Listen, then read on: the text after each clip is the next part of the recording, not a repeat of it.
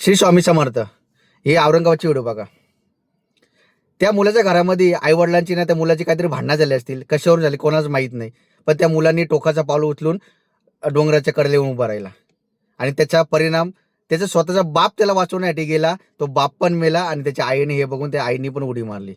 माझ्या प्रत्येक भावंडांना एवढंच सांगणं आहे, मित्रांनो, तुमच्या आईवडिलांकडे नसतील पैसे, परिस्थिती नसतील तुमच्या आईवडिलांकडे का बा तुमच्या काही स्वप्न पूर्णसाठी, तुम्हाला कार घेण्यासाठी किंवा काही XYZ तुमच्या काही हट्ट आहे ते पूर्णसाठी, तर स्वतः कमवा आणि स्वतः तुमचे स्वप्न पूर्ण करा. पण आपल्या आईवडिलांना त्रास देऊ नका. घरामध्ये काही भांडणं झाली असतील किंवा आईवडिलांना काही नाराज असेल तर तुम्ही नाराज होऊ नका आणि असा टोकाचा पाऊल उचलू नका. हे जीवन खूप मौल्यवान आहे मित्रांनो. आयुष्यात आलेत, खूप मजा-मौज करा, स्वतःच्या हिमतीवर पैसा कमवा आणि आपण पैसा कमवत असताना आपल्या आईवडिलांचे स्वप्न पूर्ण पूर्ण करा. अरे या दुनियामध्ये बापाच्या प्रॉपर्टीवर जगणारे खूप जण आहेत, पण स्वतः कमवून आपल्या आईवडिलांचे स्वप्न पूर्ण करणारा मुलगा, ही आनंद खूप वेगळा असतो मित्रांनो. प्लीज प्रत्येक भावंडांना माझी एवढीच विनंती आहे, की आपल्या घरामध्ये काय भांडणं झाली असेल तर राग न मानता संयम ठेवा आणि टोकाचा निर्णय न घेता आपल्या आईवडिलांसोबत सुखी आनंदात राहा मित्रांनो. श्री स्वामी समर्थ.